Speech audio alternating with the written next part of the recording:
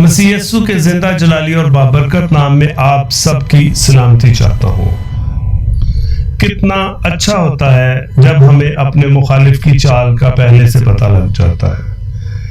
अगर हम अपने दुश्मन की चालों को समझ लें तो हमारे लिए उसका मुकाबला करना इंतहाई आसान होता है। हमारी इस जिंदगी में इब्लीस हमारा सबसे बड़ा दुश्मन है, जो नहीं चाहता कि हम खुदा की बादशाहत में दाखिल हो सके। आज हम खुदा के कलाम से सीखेंगे कि किस तरह से हम इब्लीस को समझकर उसकी चालों से पेशगी तौर पर पहले से ही हम एक्टिव होकर उससे बच सकते हैं। जी हाँ, मैं हूं बिशप वसीम अंजुम भट्टी और आप हैं वर्ड इन लाइफ चैनल पर। आइए खुदा के कलाम से सीखते हैं। मुकद्दस मत्ती की मार्फत खुदा यीशु मसीह की इंजील उसका 8वां बाब और उसकी 28वीं आयत से 32वीं आयत तक। आइए खुदा के कलाम को सुनते हैं। जब वो यानी यीशु मसीह जब वो उस पार गदरीनियों के मुल्क में पहुंचा तो दो आदमी जिनमें बदरूहें थीं कब्रों से निकलकर उससे मिले। वो ऐसे तुंद मिजाज थे कि कोई उस रास्ता से गुजर नहीं सकता था। और देखो, उन्होंने चिल्ला कर कहा, आए खुदा के बेटे, हमें तुझसे क्या काम? क्या तू इसलिए यहाँ आया है कि वक्त से पहले हमें अजाब में डाले?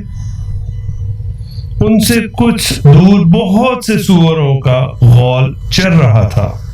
बस बदरूहों ने उसकी मिन्नत करके कहा कि अगर तू हमको निकालता है तो हमें सूअरों के गौल में भेज दे। उसने उनसे कहा, जाओ। वो निकलकर सूअरों के अंदर चली गईं और देखो, सारा गौल कड़ाड़े पर से झपट कर झील में जा पड़ा और पानी में डूब मरा।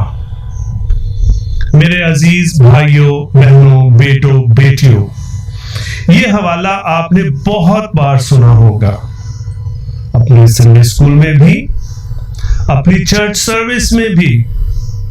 यहां पर खुदावंद यीशु मसीह की कुदरत, खुदावंद यीशु मसीह का इख्तियार वाज़े तौर पर नजर आता है।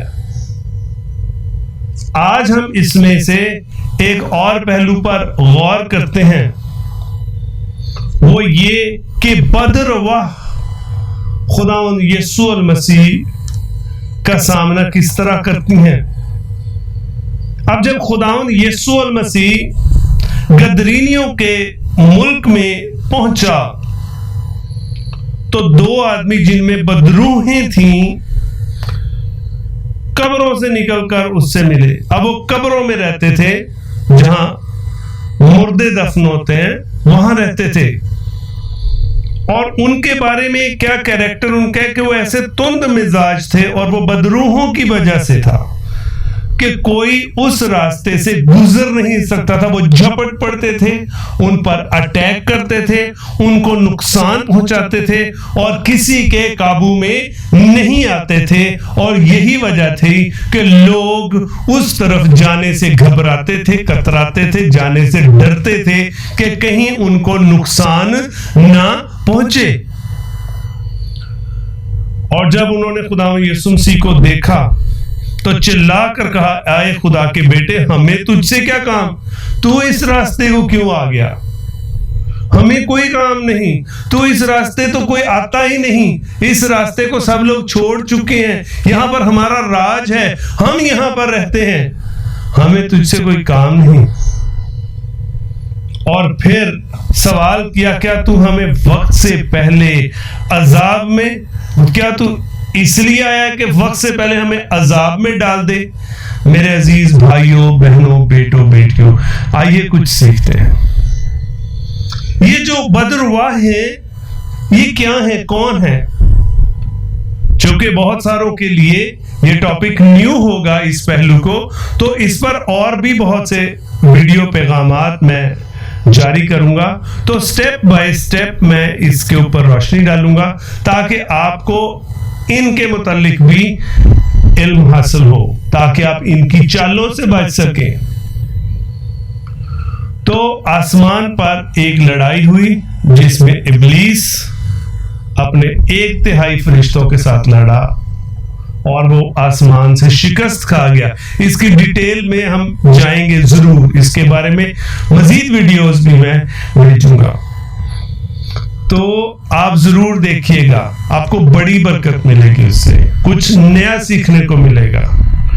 तो जो इब्लीस है और उसके जो फरिश्ते जो जमीन पर फेंक दिए गए, क्योंकि खुदा के कलाम में फरिश्तों को रूहें कहा गया, तो जो बुरी रूहें थी, बुरे फरिश्ते थे, वो बदरवाह बन गए। रूह की जमा अरवाह, तो वो बुरी रूहें लोगों को सताने लगी। हम आगे सीखेंगे कि वो किस तरह सताती हैं, उनका क्या तरीकेकार है, लेकिन उनके मुतालिक आप देखें वो यीशु मसीह से बिल्कुल वाकिफ है, क्योंकि यीशु मसीह ने उनको इससे पेश करके खुदावंद यीशु मसीह उनसे बात करते, उन्होंने खुद खुदावंद यीशु मसीह को पहचान लिया, यानी वो खुदावंद यीशु मसीह से वाकिफ है। यही वजह है कि जब इब्लीसी कुव्वतों को यीशु मसीह का नाम लेके झिड़का जाता है तो वो डर जाती है, वो भाग जाती है, वो निकल जाती है और खुदावंद हमें कामयाबी देता है। इसलिए कि बदरुआ खुदावंद यीशु मसीह को पहचानती है और वो उससे वाकिफ है। इसके अलावा वो इस बात से भी वाकिफ है कि खुदावंद यीशु मसीह के पास इख्तियार है, और ये लवफुल इख्तियार नहीं, मोहब्बत भरा इख्तियार नहीं, बल्कि एक हुक्मरान का इख्तियार है, एक पावरफुल हस्ती वाला इख्तियार है खुदावंद यीशु मसीह के पास, और इसलिए वो इस इख्तियार से भी वाकिफ हैं। ये आपको पता होना चाहिए कि बदरुआ न सिर्फ खुदावंद यीशु मसीह से वाकिफ हैं, बल्कि वो खुदावंद यीशु मसीह के आला अरफा इख्तियार से भी वाकिफ हैं। फिर वो उससे सवाल करते, क्या तू हमें वक्त से पहले अजाब में डालने के लिए आया है? तो मेरे अजीजों, इस बात को भी समझें कि बदरवाह को पता है कि उनका आखिर ठिकाना आग की झील है, उन्होंने आखिर में जहन्नम वासल होना ही होना है। उनको अपनी हालत का इल्म है और वो इस बात से बखूबी वाकिफ है कि उन्होंने जहन्नम रसीद होना ही होना है। इसीलिए वो खुदावंद यीशु मसीह से पूछती हैं, क्या तू हमें वक्त से पहले अजाब में मुब्तला करने आया है? मेरे अजीज भाइयों बहनों, बेटों बेटियों, एक चीज को गौर करें कि इब्लीस को, शयातीन को, बदरूहों को खुदावंद यीशु मसीह का भी पता है, उनके इख्तियार का भी पता है, लेकिन उन्हें सब कुछ नहीं पता। इसीलिए तो उन्होंने खुदावंद यीशु मसीह से सवाल किया, क्योंकि वो सब कुछ नहीं जानते। सब कुछ कौन जानता है? हमारे खुदावंद खुदावंद यीशु मसीह, वो वाकिफ हैं हर एक चीज से, वो पावरफुल हैं, वो हर एक दिल के इरादे को जानते हैं, जांच सकते हैं, पहचान सकते हैं, और इसके अलावा वो एक शिकस्त खुर्दा दुश्मन है, वो शिकस्त खा चुके हैं। और मैं आपसे यहां पर एक सवाल आता है कि अगर वो शिकस्त खा चुके हैं तो फिर भी वो अपने काम पे क्यों लगे हुए हैं? आप सोच सकते हैं कि अगर दो टीमें खेल रही हों और एक टीम अगर हार जाए, एक टीम जीत जाए, तो मैच खत्म हो जाता है, तो फिर ये क्यों बहकाने का काम जारी रहता है? हमें ये भी सीखने की जरूरत है। आपके जहन में एक ये भी सवाल आ सकता है कि अगर बदरवाह अभी हैं और वो खुदावंद से माफी मांग लें तो क्या उनको माफी मिल सकती है? हम इन दो सवालों पर भी गौर करते हैं। अब पहले सवाल पे कि वो शिकस्त खोरता है तो फिर अपने काम में क्यों लगी हुई हैं? मैं महज 4-5 मिनट में अपनी बात को मुकम्मल करूंगा। तो इसलिए कि उनका ये मिशन है कि उन्होंने तो जहन्नुम में जाना है, तो अपने साथ और बहुत सारे लोगों को जहन्नम रसीद कराएं, क्योंकि खुदावंद खुदा ने हमसे बेइंतहा मोहब्बत की है और हम चूंकि खुदा के बहुत प्यारे हैं, हमें वो नुकसान पहुंचाना चाहता है। किसी के प्यारे को नुकसान पहुंचे तो जिसको प्यार होता है उसे शिद्दत से दुख होता है। यहां पर एक सवाल उठता है कि अगर खुदावन हमें प्यार करता है तो फिर वो इतना प्यार करने वाला खुदा हमें जहन्नुम में क्यों भेजेगा? तो इन्हीं 3 बातों पर हम बात करते हैं और फिर उसके हीले बहाने पर जो बाकी बातें वो मैं अगले सरमन में पेश करूंगा। दूसरा क्वेश्चन था कि अगर वो माफी मांग ले तो क्या खुदावंद उनको माफ कर देंगे? तो बिल्कुल नहीं। अब आप कहेंगे कि खुदावंद तो माफ करने वाला है, वो क्यों नहीं माफ करेगा? वो इसलिए कि खुदावंद यीशु अल मसीह ने उन गुनाहों की सजा खुद ले ली है। वो हमारी खातिर कुर्बान हो चुके हैं, इसलिए अब चूंकि उसकी सजा हो चुकी है इसलिए फिर उनकी माफी नहीं होगी। अब मजीद फरिश्ते भी नहीं गिरेंगे और वो अपनी इस बगावत में लगे हुए हैं। अब हम इस बात पर आते हैं कि खुदावंद जो हमसे बेइंतहा प्यार करता है वो हमें जहन्नुम में क्यों भेज देगा? तो खुदावंद हमसे प्यार करता है।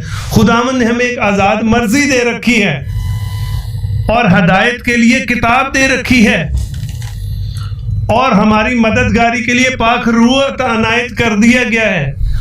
इतनी बख्शिशों के बावजूद अगर हम खुदावंद यीशु मसीह पर ईमान ना लाएं और जहन्नुम जाने का रास्ता चुन लें तो हमारी खुशी को वो पूरा कर देगा।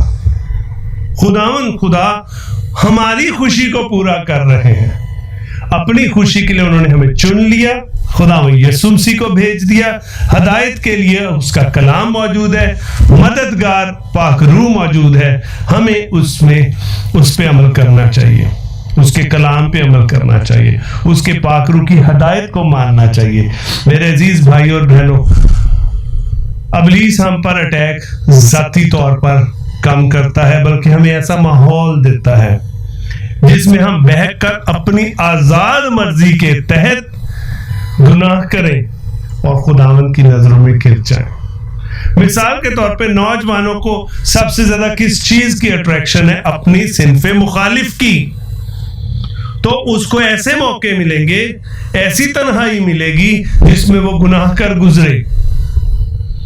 जो पैसा जिनकी जरूरत है उनको पैसे के मुख्तलिफ तरीके दिखाए जाएंगे ताकि हम अपनी गलती करके और हम खुदा की नजरों से गिर जाएं। मेरे अजीज भाई और बहनों, जब आपको कोई नेमत नजर आए, जब आपको कोई रास्ता नजर आए तो खुदावंद के पाक कलाम की मदद से कोशिश किया कीजिए ये जानने की कि हम सही रास्ते पर हैं या गलत रास्ते पे, ताकि आप अपने चुनाव की वजह से किसी गलती का शिकार ना हो जाए। जैसे नेक और बद की पहचान का दरख्त और उसका फल, जैसे हित्ती और या की मूली, और इसी तरह दीगर और बहुत सारी मिसालें आपको मिल जाएंगी।